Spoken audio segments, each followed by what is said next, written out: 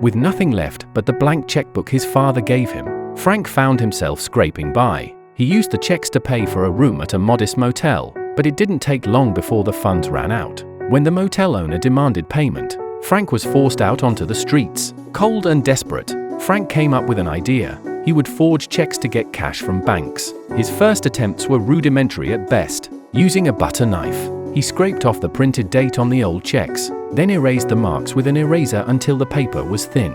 Finally, he carefully used a ballpoint pen to mimic the printed font of the date. To make it look more convincing, he cut names from expired checks and carefully glued them onto the signature line using tweezers. But the flaws in his work were glaring. The paper around the date was torn, the color of the pasted names didn't match, and the forgery was too obvious. One by one, the banks turned him away, their manager spotting the inconsistencies right away. Humiliated and penniless,